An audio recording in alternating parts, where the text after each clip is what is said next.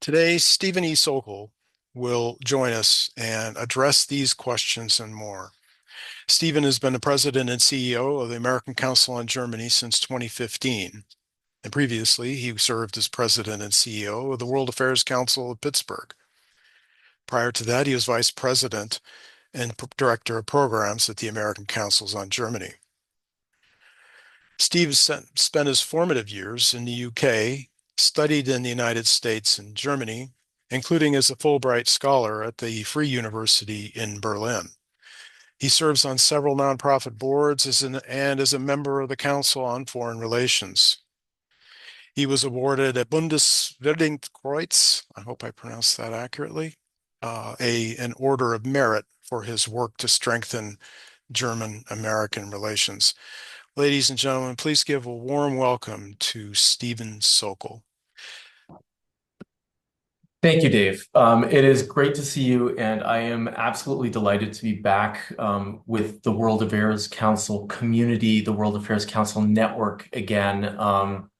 As you know from my time in Pittsburgh, I think that the nonpartisan work of World Affairs Councils across the country is incredibly important, and so it's great to join your council in San Diego to have this conversation. So I want to thank you for the invitation and commend you on the work that you do day in and day out to have a better informed local community when it comes to international affairs. Dave, in your opening remarks just now, you raised a lot of good points and a lot of key questions, and I hope that I can do justice to what you have teed up there. You touched on a lot of topics. We have a relatively small group, and I'm happy to make this conversational. But you had asked me a while ago when you wanted me to come speak to sort of make some preliminary remarks for a while and go into some level of detail and basically to talk about what's going on in Germany right now. So, Dave, feel free to interrupt me at any point. My opening remarks are maybe a little bit lengthy, but what I'm going to try to do is sort of set the stage and pick up on a couple of things that you touched on. This past Monday, German Chancellor Olaf Scholz lost a vote of confidence in the German Bundestag. There were over 390 lawmakers who cast a vote of no confidence in the current government, and just over 200 legislators who voted in support of the government. 116 parliamentarians abstained. The fact of the matter is, Olaf Scholz fell short of the 367 majority that he would have needed to pass a vote of confidence. In the US media, from what I've been watching and seeing, it seems as if the news of the no confidence vote was shocking to a lot of people. But these results did not come as a surprise. After months, some might even say after years of tension within the governing coalition, this vote of no confidence is part of an orderly process to dismantle the current government and pave the way for snap elections in February. The vote of confidence, or the confidence vote, was needed because, according to the German Constitution, it is very difficult to topple a government, and it does not allow the Bundestag to just dissolve itself. When the Grundgesetz, the German Constitution, the basic law, was written after World War II, it was designed to avoid some of the pitfalls and weaknesses that existed during the Weimar Republic, i.e., not being able to just dissolve the government, not having as many different party factions in the Bundestag, hence parties having to make the 5% threshold in order to be represented in the Bundestag. So what happens next? The federal president, Frank-Walter Steinmeier, is going to dissolve the parliament, and new elections are set to take place on February 23rd. It's expected that after that election, even though we'll know the results of the election very quickly, but it's expected that it will take until April or May for the new government to form. And until then, Olaf Scholz will govern a minority government made up of his Social Democrats and the Green Party. The country will continue to operate, it'll continue to function. They will, however, have a temporary budget, which means that the government will not be able to take on new projects. I know that this sounds a little dramatic and perhaps even a little extreme, but this is how the government would operate after any election. There's a period where different parties have negotiations to form a coalition, and so this phase is completely normal. But I thought it'd be interesting or helpful to provide some background to understand how we got here. And so I want to go back to the elections that were held in Germany in September of 2021 to elect the current government and to elect the Bundestag, which in turn elects the government. As you all remember, the incumbent Chancellor Angela Merkel spent 16 years in office. She was first elected in 2005. And in 2021, she chose not to run again, marking the first time that a German incumbent chancellor did not seek re-election. And with nearly 26% of total votes, the Social Democratic Party, the left of center party, recorded its best results since 2005 and emerged as the strongest party for the first time since 2002. The ruling party, the party of Angela Merkel, the Christian Democrats, the CDU, CSU, which had led the Grand Coalition with the Social Democrats since 2013, had their worst result ever with just 24% of the vote. This was a pretty significant decline from nearly 33% of the vote in 2017, right? So that's 9 percentage points that they lost. Meanwhile, the Green Party achieved its best results in history with nearly 15% of the vote, and the Free Democratic Party, the liberal Free Democratic Party, made small gains and finished at just 11% of the vote. Dave, you talked a little bit about the alternative for Germany. They fell from third place to fifth place with 10% of the vote, a decline of about 2.5%. And the left party, the far left wing, suffered its worst showing since their official formation in 2007. And as a party, they failed to get across the 5% threshold that I mentioned. But the party was nevertheless entitled to full proportional representation through the victory in 3 constituencies directly. So you had the left party represented in this Bundestag. Both the Christian Democrats and, of course, the leading Social Democrats agreed that they did not want to create another grand coalition, this time under the leadership of the Social Democrats. And so the Social Democrats began negotiating with the Green Party and with the Free Democrats, who served in a role as kingmakers. And after extensive negotiations, these 3 parties, the Social Democrats, the Free Democrats, and the Greens, formalized an agreement to form a so-called Ampelkoalition, or traffic light coalition, based on the colors of each party, which would be led by Olaf Scholz. And as I said, this election took place in September. The government came into power in December of 2021, and I would argue that they had a change agenda. Their sort of tagline was "Mehr Fortschritt wagen," sort of be brave, and let's make progress moving forward.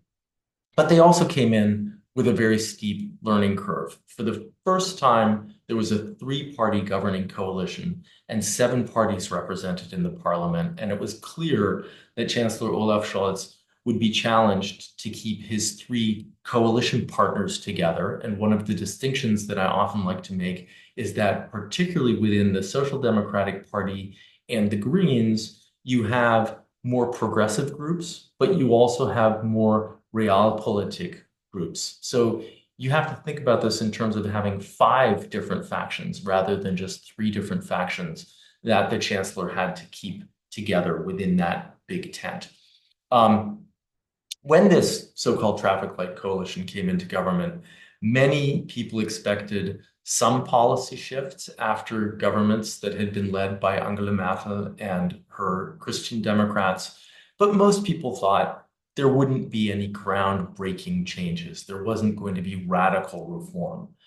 Well, Russia's invasion of Ukraine changed all of the expectations that people had of this government, right? I said this government came into office in December of 2021, and its agenda was disrupted just 2.5 months later when Putin invaded Ukraine on February 24th of 2022. Many of you have probably heard about Olaf Scholz's Zeitenwende speech just 3 days later on February 27th.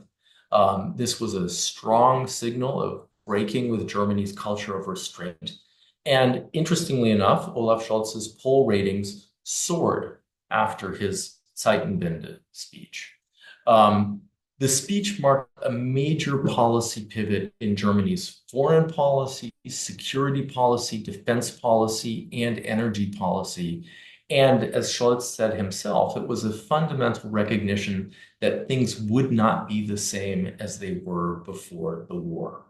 Some of the key elements of the speech were that Germany would provide support for Ukraine, that Germany would reduce its energy dependence on Russia, that it would take a stronger stance toward authoritarian regimes, and that it would renew its commitment to NATO and modernize the German military, the Bundeswehr.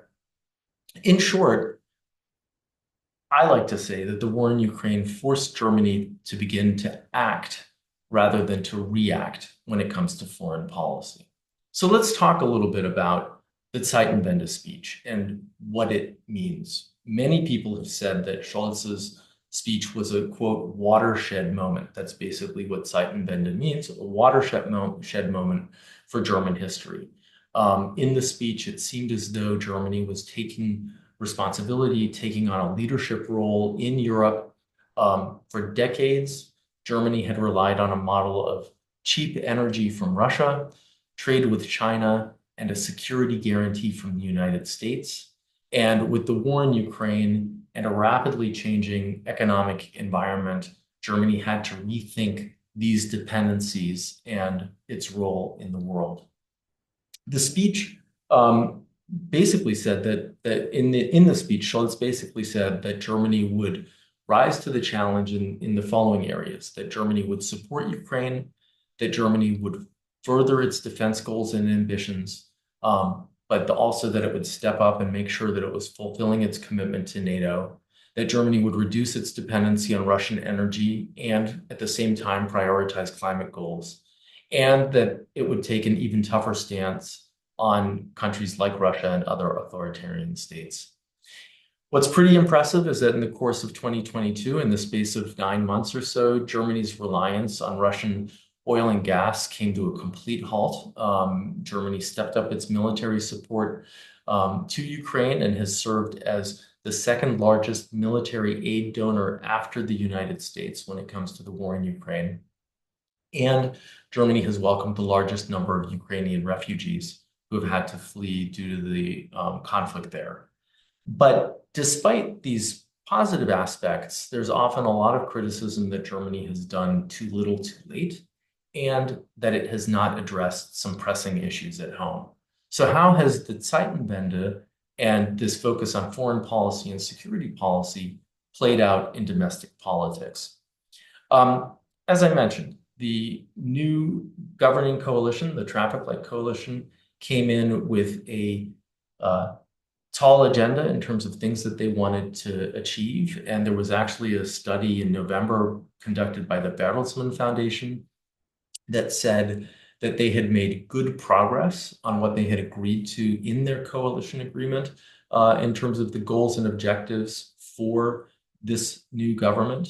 But it's also clear that since its formation in 2021, the parties making up the traffic light coalition did not see eye to eye on many, many topics. And tensions have been high, especially related to the budget and economic policy positions.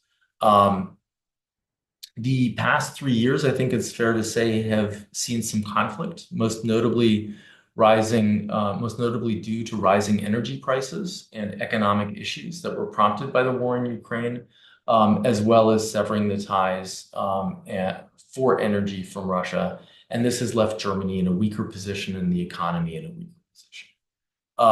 It's clear that even if this government had stayed in power until September of 2025, when the next election was scheduled, during this last year of governing, there would have been incredible tension between the parties as each of the parties and the candidates from those parties work to differentiate themselves from each other and distance themselves from what the government stood for during the first 3 years of three years of its time in office.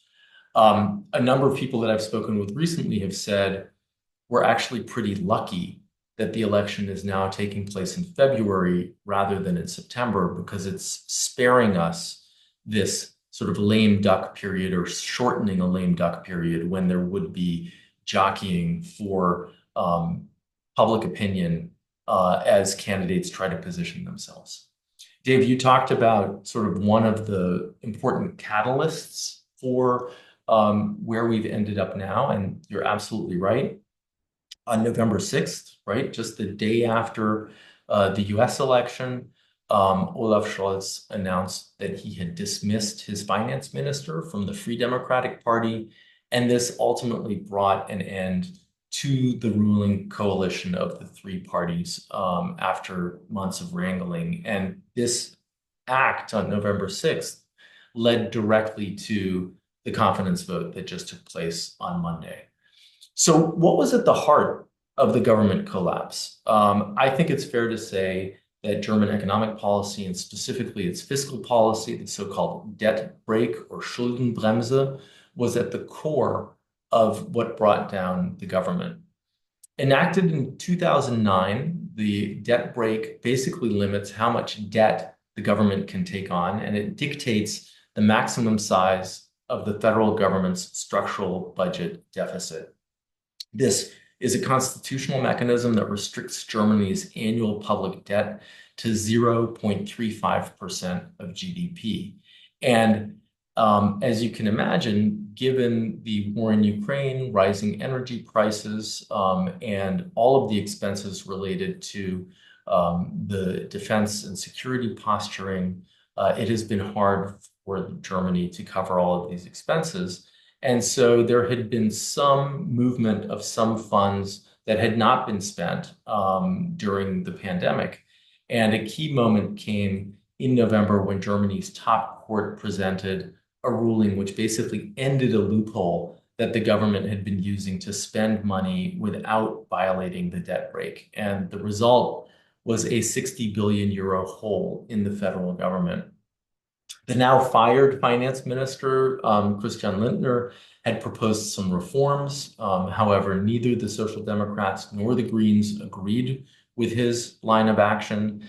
In response, the Chancellor, who himself had served as finance minister under Angela Merkel, suggested declaring an emergency, which would have suspended the debt brake, but Christian Lindner strongly opposed this. And Lindner said that Scholz had demanded a pause to Germany's debt brake, which was something that he simply could not accept. And so there has been an open dispute among these political leaders about the future of Germany's economic policy and fiscal policy. And I think this sort of shines good light on how the relations between the parties and between the various individuals in these parties was deteriorating and unraveling. According to the Constitution, only the Chancellor can call a confidence vote that ultimately leads to snap elections.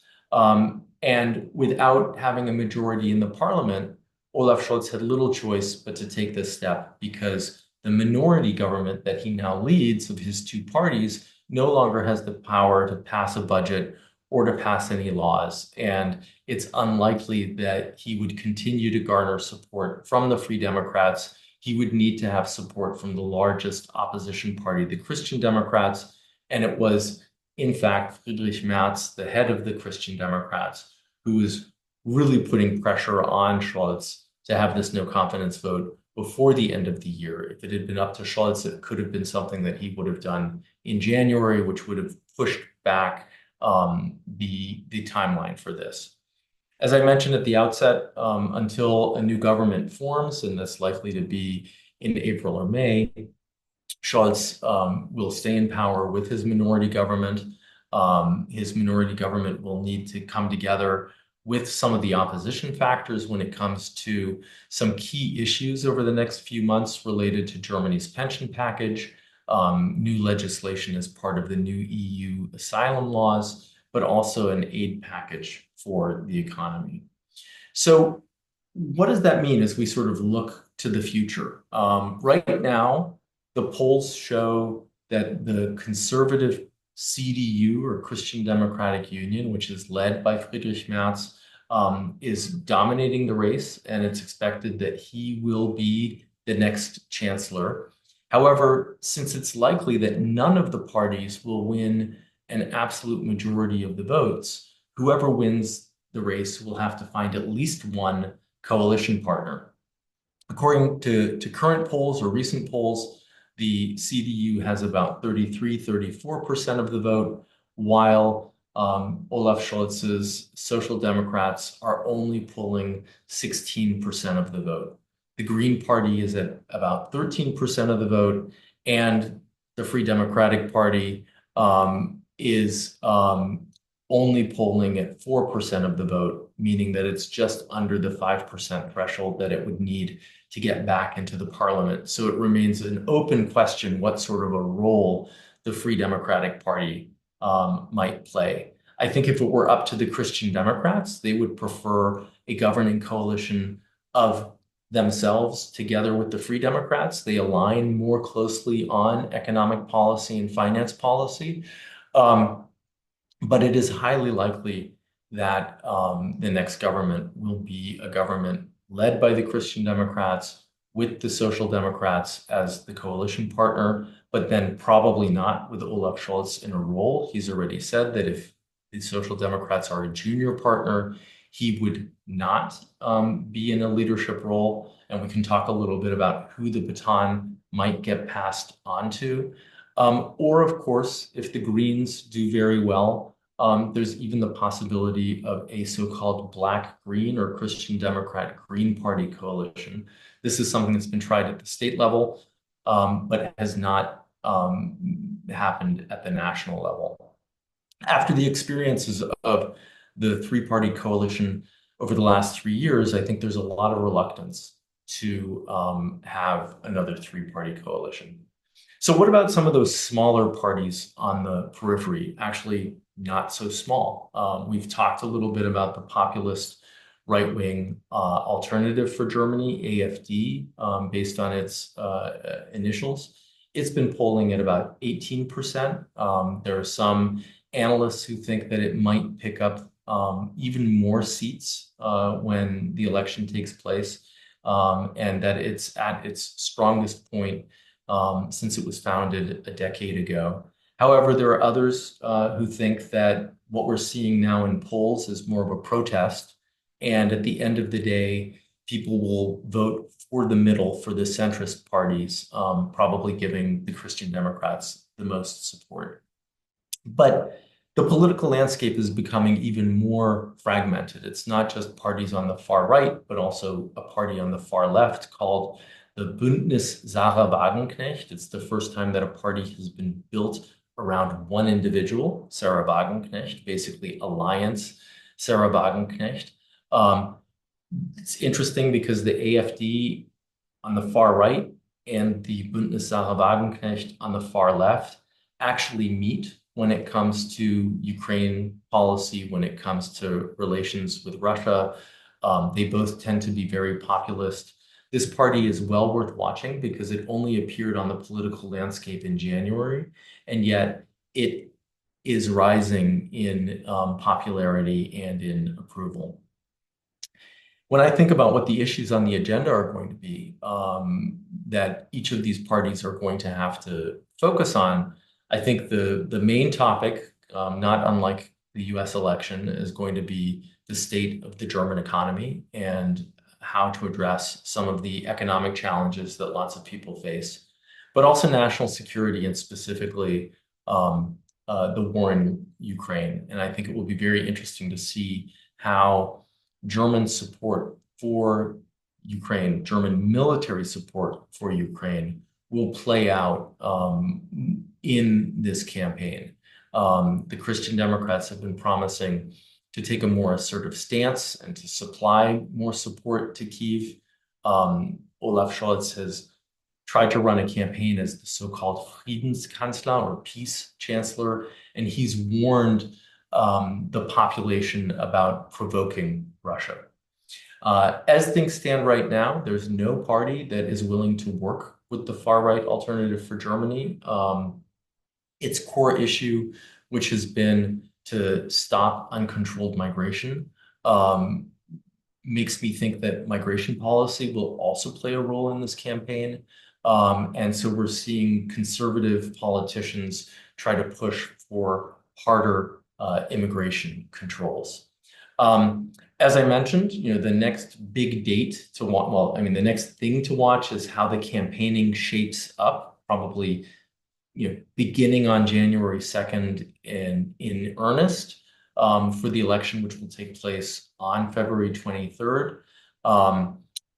By the end of that day, we'll have a very good sense of where the numbers are.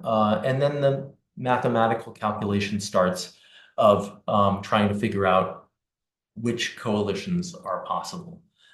As I said, those coalition negotiations take time. They've sometimes taken as long as 3.5 months.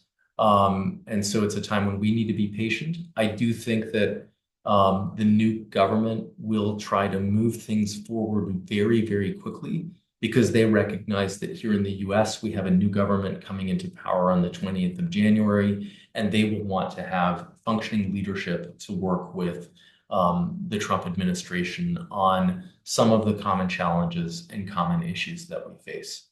So I know I've sort of covered a lot of ground and thrown a lot of different and sort of disparate things at you. Dave, from our preliminary conversation, I know that there are some other issues that you had expressed some interest in that I didn't include in these remarks, but I'm happy to, pick up on some of those themes and take the conversation in any direction that you might like. Got it. Steve, thank you. So definitely a complicated scene, political scene in Germany, and very fragmented. And I heard you mention that there's some who are saying that perhaps the polling for AFD is protest oriented in that when it comes down to actually voting, people will be more pragmatic.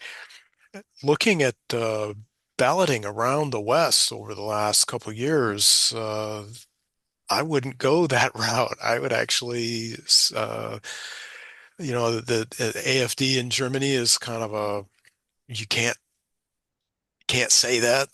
You can't run with that.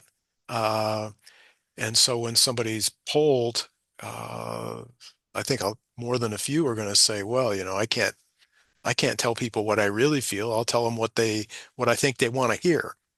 So I think it's going to be a fascinating ride up to election day, and we probably won't know until the election actually takes place what those final numbers are. But I agree, we're, with the CDU at 32, 33, 34%, that's a long way from 50. Mhm. And SPD is what, 13, 14, 15? Yeah, 16% I think is where they were most recently. And what's really fascinating about these two parties, and I did not mention this, is these two parties carried the name Volksparteien, people's parties, catch-all parties. And there was a period in the post-war history, right, in the 70s and 80s, where these two parties together captured 80 to 90% of the vote, and that other parties like the Greens, like the Free Democrats, were picking up 5, 6, 7% of the vote. And it's really been a deterioration of these parties in terms of what percentage of the vote they're able to get. And in comparison with even during the Merkel years, where the CDU was able to lead a government with the Social Democrats and get over 50% of the vote, that's not the math that's adding up right now. And so there are real concerns about what what the future is for these parties, and how they might come back. Um, Olaf Scholz, looked very confident when he gave his speech on Monday, and it was clear that the campaigning had already started, right? I mean, he gave a speech where he said he was not talking to the legislators in the Bundestag, but rather he was talking to the voters who would need to make a decision about the path forward. And after him, Friedrich Merz spoke, and he was also very much on the campaign trail already. So we are seeing, the campaign heat up. But Olaf Scholz is incredibly unpopular at this point, and that unpopularity has a lot to do with his communication style and sort of the poor communication to the public on many of the issues that Germany addresses. So for more than a generation, the Free Democrats have often played the role of carrying the main party across the finish line. I mean, they were often a coalition partner that made the coalition. Yeah, either If with the Christian Democrats or with the Social Democrats. That's it, right. Indeed, if the Free Democrats do not get the 5% to sit in the Bundestag, uh, are they off the table as a potential coalition partner? Absolutely. I mean, if they don't make it into the parliament, then they're not a coalition partner. This would be the second time that they, um, in recent elections, that they did not make it into the parliament, and it could severely weaken the party. Some people are asking whether this was sort of a PR stunt by Christian Lindner and whether it would strengthen him or whether it would weaken him. The last time he pulled his party out of negotiations, it actually strengthened his position. Um, so we really need to see, how the Free Democrats are able to recover and position themselves, having now given up this role in government. Okay, so we set that aside for the moment, whether the Free Democrats are able to stay in Parliament. Um, in the last 6 months, though, there have been elections in Germany, important elections. Hmm? And in September, three states in Eastern Germany had state elections that produced eye-opening results. Looking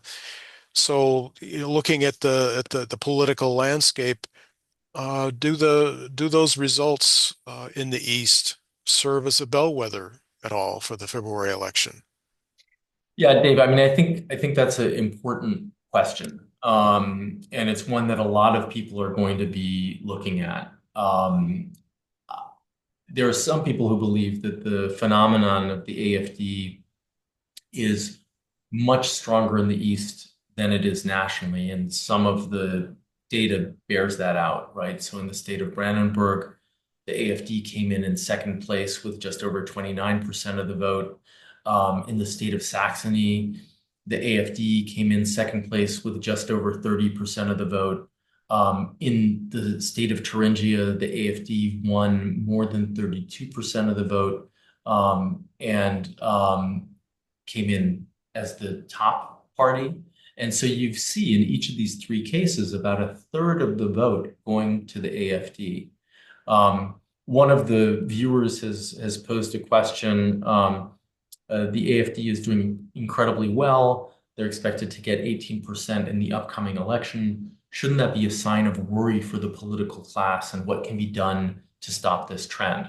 The fact that the AfD did so well in Eastern Germany and that it's polling so well nationally is certainly a cause for concern, particularly in the big parties, the Christian Democrats, the Social Democrats, but also among the Greens. And what one sees in the East is how the other parties have basically built coalitions, and I would say in many cases, uneasy coalitions, to try to block the AfD from power. They've not joined with the AfD as a coalition partner, but this makes the AfD the largest opposition party in each of those three states. And there are still negotiations going on in some of those states to form governments.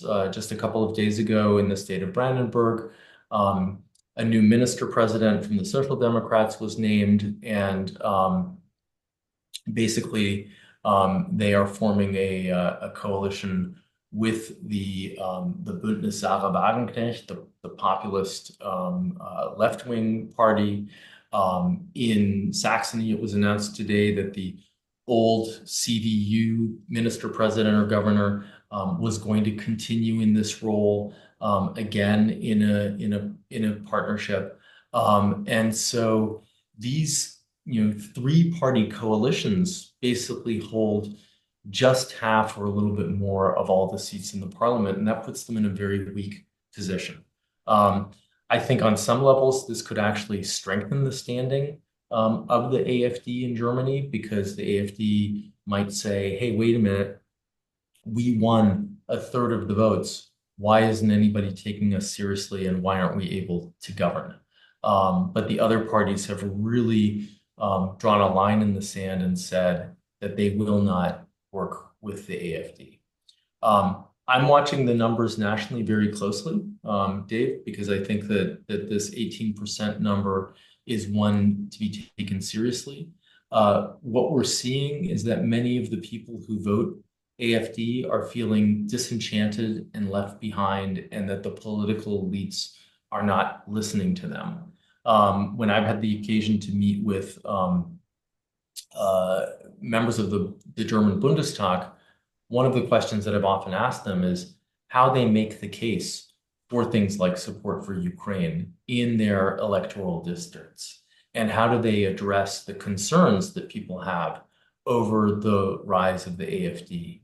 And they say over and over again that they go out and talk to people to listen to what their concerns are and make them feel heard. And I think that the wake-up call that some German politicians are seeing with the rise of the AfD is that they have not been paying attention to the concerns of this portion of the electorate. And one can only hope that over the next 6 weeks, 6 to 8 weeks, that they start listening more closely, and that they start presenting their party platforms. And that's something that's started to roll out this week. It will continue to roll out, that each of the main parties are starting to present their arguments for why they should gain the trust and the votes of the electorate. Got it. So, if you take the AfD out of the option list, if you will, for forming a coalition, it leaves very likely another potentially three-party, unless CDU and SPD do really, really, really well, which seems rather unlikely. Mhm. You're looking at another three-party coalition, and with the Free Democrats maybe not making it, that reduces the options further, leaving potentially the Greens uh, as a potential partner. You had Right. I mean, mentioned, if the Greens do very well, and this is where Robert Habeck has been the economics minister, and he started out very strong. He's been very pragmatic in many ways, but he's run into trouble over a heating law that was not communicated to the public very well. One of the things I mentioned earlier was at the same time to be in this predicament of weaning oneself off of cheap oil and gas from Russia and trying to do renewable energy at the same time and bring that online is something that just didn't go over very well with the public. One of the other prominent Greens, Annalena Baerbock, the foreign minister, she's also been very pragmatic in her approach to Russia, to China, to some of the crises around the world. So I think there's a lot of respect for some of the Greens, but whether they're able to come in strong enough to be a coalition partner for the Christian Democrats is really something that's up in the air. Robert Habeck has been declared the chancellor candidate for his party, so he's the leading figure in the Green Party and certainly a person to watch. But as you say, it is possible that we will end up with another three-party coalition where the three parties do not have a strong enough common denominator. So looking at the Green Party, and a serious party that really has developed a serious momentum over the last generation, and then has run into some real policy challenges since Russia's invasion of Ukraine, policy challenges particularly revolving around energy. Uh, but maybe there are other challenges. One of our listeners asks how woke or not is the German electorate these days? Is this a factor at all? Uh, overly progressive policies, if I might say. Yeah, I mean, I'd say the as in any country, right? There are definitely people who are very progressive and who are concerned about gender and restrooms in schools and public spaces and things like that. But I would say that the bigger issue comes down to energy prices, to pension reform, to the state of the economy. There are definitely concerns in Germany, as has been the case here, around inflation. And what we're seeing in Germany when it comes to the German economy is stagflation of obviously the economy stagnating, prices going up at the same time. Somebody had asked earlier on in the chat what actions are needed to improve the economy of Germany. And I think that in broad brushstrokes, one of the things that I hear from business leaders over and over again is that the cost of energy is just a huge barrier for them in terms of the way that they do business, and the fact that um, Germany's energy costs were subsidized by the cheap energy that it was getting from Russia, and that made it very, very easy for decades for the German economy to hum along. But the other thing is also the amount of bureaucracy that exists in Germany to start a business or maintain a business. And then, something else that we haven't really talked about, and this has been a challenge, I think, in both countries, but it's even more pressing in Germany, is the lack of skilled labor and the fact that Germany has a shrinking population. Germany should be welcoming the immigrants that are coming. Not all of those immigrants necessarily come with all of the skills that one needs or that one wants to have, but you have new people who are coming in who can be trained, and there is a distinct skilled labor shortage in Germany. And so these are all things that are contributing to a challenging and a difficult economy. And then added to that are just some of the optics. In the past month, actually in December, we've seen a series of strikes at Volkswagen and VW, really, one of the mainstay companies of Germany, both because it's an automotive company, but also known for quality. And there have been these strikes there because VW announced that it would be closing plants in Germany, and that's something that nobody really could have imagined. So there's a lot of concern about the future of the German economy and the strength of the German economy. Both, yes, strength of the economy and competitiveness. I think rather unexpectedly, Germany is finding itself with some serious competitiveness headwinds in terms of cost structure. Um, and one of the ways out of competitiveness issues is through investment. I want to turn to the debt brake issue. You had mentioned that the debt brake limits deficits in Germany to 0.30, 0.35% of GDP, 0.35, yeah, 0.35. 0.35. This compares so nicely with the United States. We're running in excess of 7% of GDP deficit in 2024, obviously playing a role in the perfect economy that we have right now. Um, but the debt break in Germany, while certainly well-meaning coming out of the Eurozone crisis and all, has tied the hands of uh, uh, public investment in Germany. And of course, there's a different perspective on what investment is. Mhm. Uh, could you get into this issue of the debt break and how the different parties see it? What are the issues involved?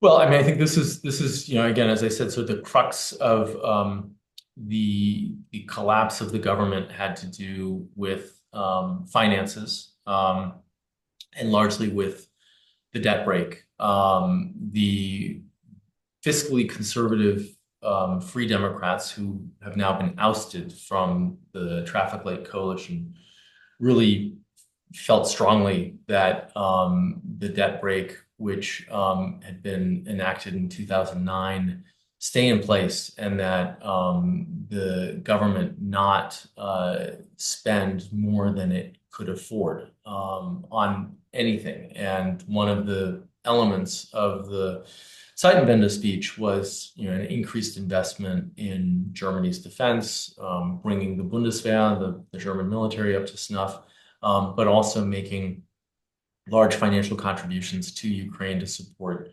its war efforts, on top of expenses that were needed at home, both in terms of infrastructure, but also in terms of Germany's pension plan and the social welfare state. And so the Free Democrats were really sort of drawing a line in the sand and saying, not with us. The Social Democrats and even the Greens were much more open to greater deficit spending in these unprecedented times, and that's what they were kind of pushing against. And it will be very interesting to see what the Christian Democrats do and how Friedrich Merz positions himself on this.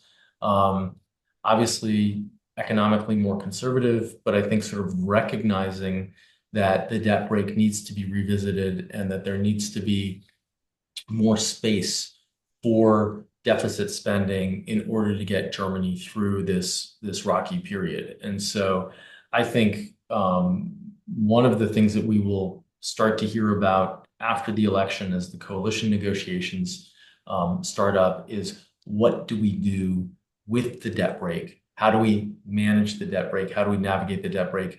And do we alleviate that debt brake? So I think this is definitely a sticking point for Germany. Obviously, an important safety mechanism in terms of limiting government debt. But it's one that I think will be subject to lots of discussions by the new government. Well, I certainly hope to see some of this discussed in the campaign. I mean, there's kind of some initial posturing about we'll cut taxes and that somehow uh, increased economic growth as a result will somehow produce more tax revenues than were cut. Kind of the fantasy business of economics. Um, but this is all going to take place. This discussion of debt break and the future of Zeitenwende is all going to take place within the context of Donald Trump 2.0. Uh, Trump coming into office at the end of January, the 21st of January next year. Um, there's already talk going around in media circles about potentially NATO members needing to spend up to 3% of GDP, not 2%, but 3. Um, this seems to really throw the cat amongst the pigeons within any kind of coalition talks, and what kind of policy Germany or that administration will have coming out of coalition talks. Yeah, I mean, I think the core question that you're asking is Germany ready for the new government in Washington? And my big concern is that, and it's sort of interesting, right? On the same day that we found out who the next president of the United States would be, that's the day that the German government collapsed, right? I mean, I will certainly remember November 6th for a very long time, given the political developments in both of the countries that I followed closely. But I worry a little bit that Berlin will miss out on the first 6 months of the new administration in Washington. And I would almost start the clock on the 6th of November, not the 20th of January, in terms of how the Trump administration is rolling out some of its nominations, how Donald Trump is dominating the headlines. And in Germany, for good reason, the political elite, the politicians, the government is very involved with just keeping things going, and will undoubtedly be involved with campaigning starting very, very quickly. Um, it's interesting. Scholz has said that he will continue to work with the United States regardless of who's president, but cautioned that Germany has to do, quote, whatever is necessary for our security. I think it's largely hoped and expected that Scholz will find alignment with Trump in terms of trying to end the war. After all, Scholz, as I said, has been trying to position himself as the peace candidate. He's publicly stated that he is optimistic that Germany and the US can develop a joint strategy for Ukraine. I personally think that Friedrich Merz could be a very interesting partner for Donald Trump to have. Both of them have business background. Both of them um, are right of center, more conservative.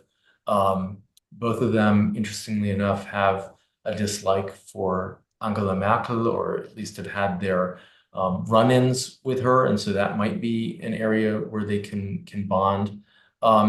And I have a sense that Friedrich Merz might push back a little bit more against some of the demands that Donald Trump has.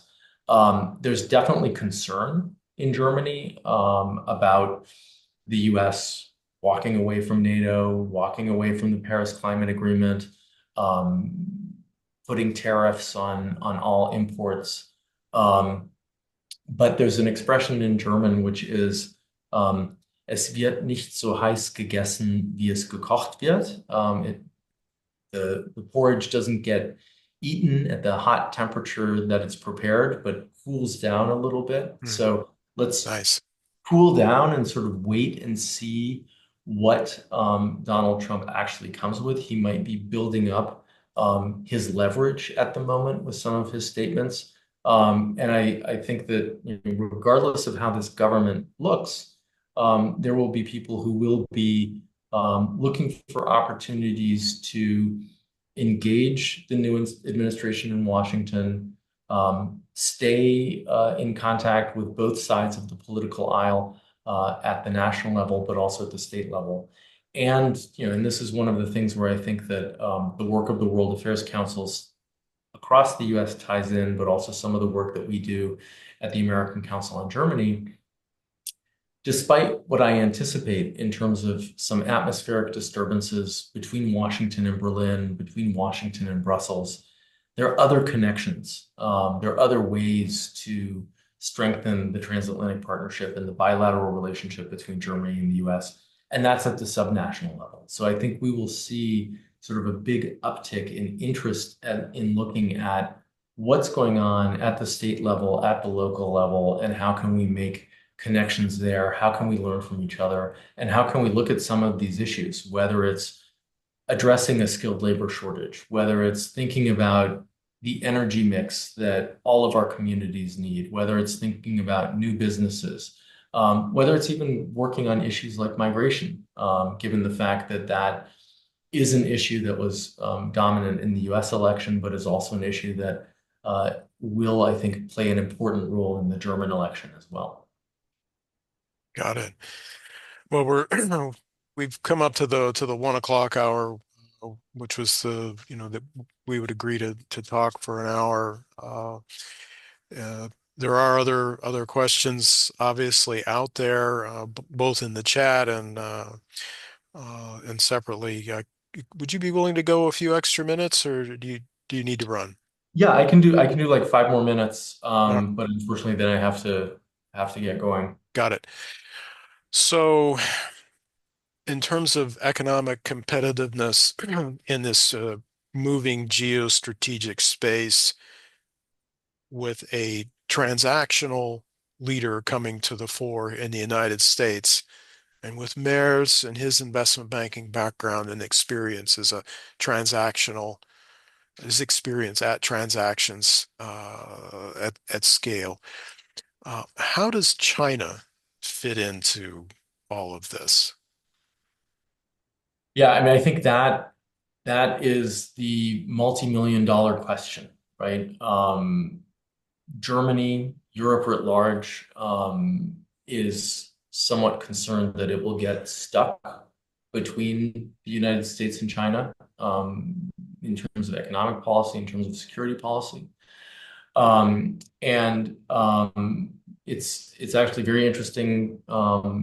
The German government came out with a national security strategy and then with a China strategy. And part of the China strategy was a recognition of China as a competitor and not, by any stretch of the imagination recommending decoupling, um, but recommending that Germany reduce some of its dependence on China. And it's very interesting in the initial phase after the war in Ukraine started. I asked many of my German interlocutors, hey, the relationship that Germany has with Russia is relatively simple. It's exchanging hard currency for energy. Obviously, it's a little bit more complicated than that, but that was the main basis of the relationship. What sorts of lessons are Germans drawing from the interdependence with China, which is far more complex and complicated, both in terms of imports and in terms of exports, trade and investment across the board?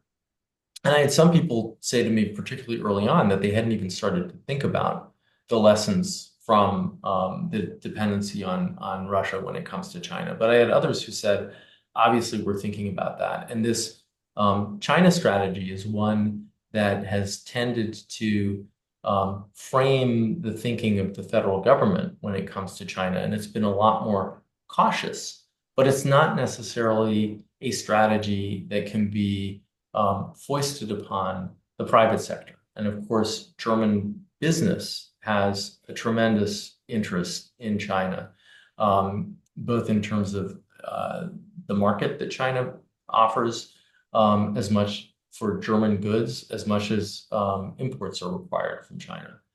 I've often wondered why, under successive US administrations, we've not been able to find greater alignment between the US and Europe writ large when it comes to China, specifically the US and Germany when it comes to China, because I think that there's more ultimately that ties us together than that pushes us apart on China policy. With the incoming Trump administration, I think we're going to have to see a little bit what's his policy toward China, but also what's his policy toward German companies that manufacture in the US and export to China. And how does that whole narrative fit together, right? One of the things that I often find myself telling people is, sure, a company like BMW, yes, many people think of it as a German car company. If you talk to some people at BMW, they'll say, we're a global car company with roots in Germany. And that's certainly the case when you think about the fact that BMW exports more cars from the US than Ford and GM together. Yeah. So that is a very important factor. And many of the X3s and X5s that are produced in Spartanburg actually make their way to China.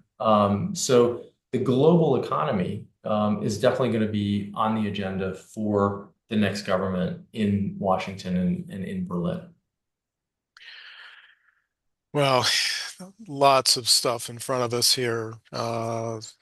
I'm coming back to the economic side of things and what can be done to improve Germany's economy.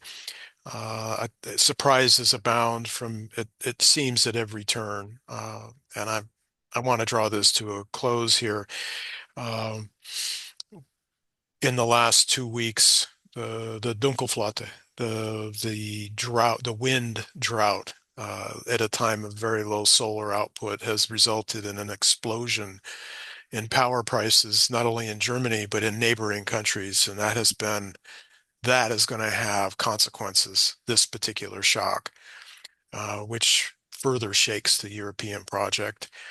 It'll be interesting to see how that moves forward. Will Germany revisit nuclear power? One thing we also didn't talk about to considerable depth is, the what the are there the East-West divide. Are there still what's it still like in the East? Is How different is it from the West and the outlook and how that'll affect the election? I just raised these questions for you and for members of the audience. We've really used our time up with you, Steve. Um, it's just going to be a fascinating time over the next 2.5 months, and then for I think several months afterwards. So Yeah, if I could just yeah, maybe add, one thing to each of the 2 points that you just made. I mean, I think you're absolutely right in picking up on this energy shortage that we've seen hit Europe as a whole, but certainly hit Germany. That will have implications as the winter wears on.